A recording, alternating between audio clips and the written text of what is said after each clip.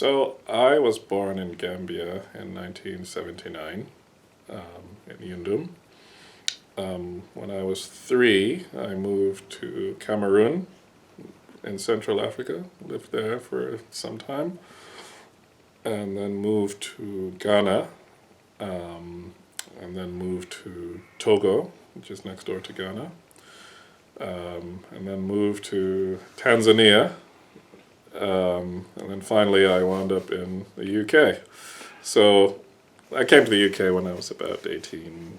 So I've lived all my life really in different countries in Africa. I didn't live in Gambia for, any length of time beyond when I was 3. So that's an interesting thing, but I always would, come back for summers and make sure that I stay very connected to the country.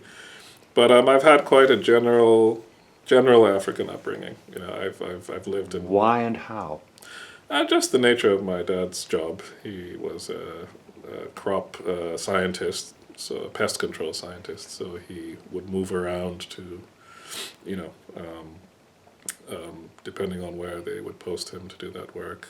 So that's the nature of my upbringing, and I think it's given me a very broad perspective of different parts of Africa. Made me realize early on that the term Africans is so meaningless because Gambians are completely different from Ghanaians, completely different from Tanzanians, completely different from Cameroonians. They're just different people. So in many respects, and when I went to university, I did history, and one of the big things I learned from that was how we compartmentalize and talk about Africans, Europeans, but if you go back to our old days, the Africans didn't see themselves as Africans. They just saw themselves as people surrounded by very different people in Africa, and it explains a lot because we always ask ourselves, why didn't we stand together and fight against the invaders? And we don't realize why these questions don't make any sense because that's not how people saw the world around them. There's no difference to a Wolof man between him and a Hausa man and a European. They were all just different people to him. They didn't see the world in racial terms that we do. So I think I developed an instinctive sense for that traveling around Africa because I could see firsthand that these are completely different people. Which is why our job is hard when we talk about African science fiction. It can only speak to one set of shared experiences, which is recent over the last. Well, what do we have in common? Most of us were colonized. That's all we have in common, really. Beyond that, we're just people and different people. But we do our best because we are where we are. Yeah, and that's just a question of power, right?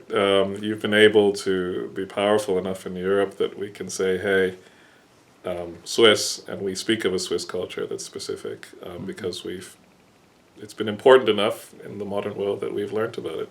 We know what distinguishes the Swiss from what distinguishes the English from what distinguishes the French.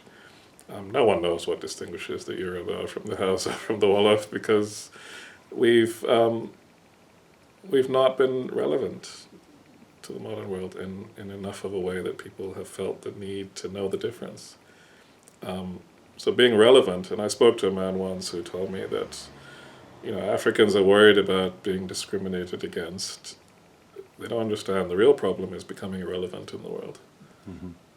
And again, that's another reason why telling stories, why everything that's been happening with African fiction being on screens has been so important.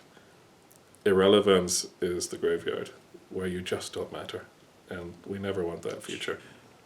Well, in Gambia, we're now at a time when we've gone through a lot of political upheaval, and I think just looking at what we have been through, the role of journalism is absolutely critical, and there have clearly been some heroic journalists in Gambia who've paid the ultimate price, and we all know about them.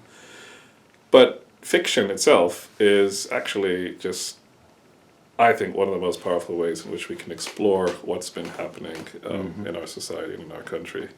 Think about George Orwell, think about Animal Farm, think about some of these classic works of literature. And you read them today, and they tell you everything you need to know, right?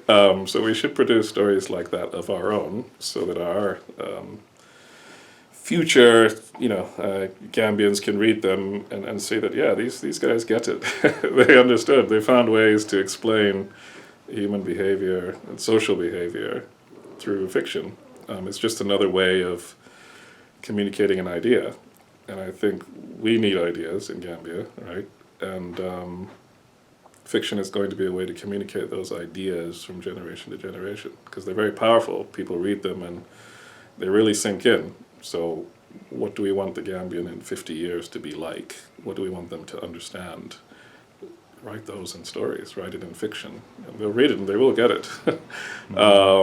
So I think it's important because we have to shape our own culture. We have to find ways to communicate with each other. We're all different tribes, come from different histories. We struggle to form one nation. It's only through stories that we're going to be able to form common stories and, form a common vision of the future. And that's why I like sci-fi, because it's about the future. And I'd like to see more Gambian science fiction just putting ideas out. And I think those ideas will knit us together closer and closer over time. That's why I think it's important.